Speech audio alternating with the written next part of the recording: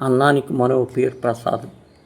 దైవ నివేదికకు యోగ్యమైన సాధం ప్రసాదం. ప్రసాదం అనే సంస్కృత శబ్దానికి ప్రసన్నమైన అనుగ్రహ రూపమైనదని అర్థం.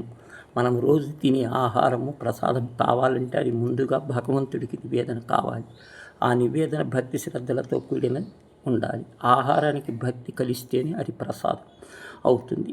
వీటికి భక్తిని జోడిస్తే అది తీర్థం అవుతుంది. తీర్థ ప్రసాదాలంటే దైవానుగ్రహం తేజస్సును తమలో నింపుకొనవని అర్థం. కాబట్టి వాటిని ఎంతో పవిత్రంగా భావిస్తారు. భక్తులు బాధ్యతతో స్వీకరిస్తారు. అప్పుడే తీర్థ ప్రసాదాలలో దైవతాశక్తి మన దేహానికి ప్రసరిస్తుంది. మట్టి బొమ్మలోకి, రాత్రి విగ్రహాల్లోకి దైవశక్తిని ఆవాహన చేసేందుకు ఆహుత సన్నిహిత వ్యాపక అనే 3 విధానాలను పాటిస్తారు.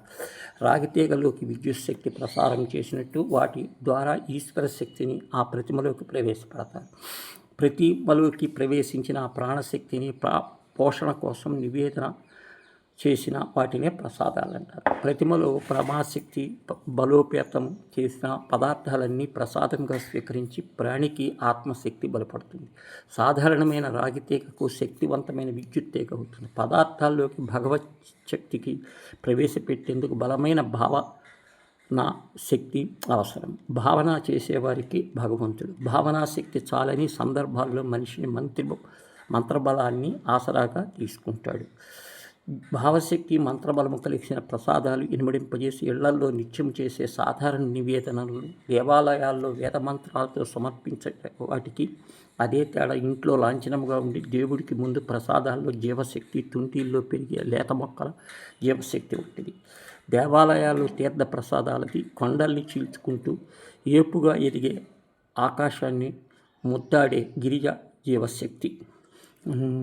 సమృద్ధిగా కురిసిన వర్షాల్లో భూగర్భం ఔషధాలు జీవనం చేసుకుంటూ పోతాయి. సస్యాలు మొలకెత్తుతాయి. జీవుల ఆకలి తీరుస్తాయి, ఆరోగ్యాన్ని ఇస్తాయి.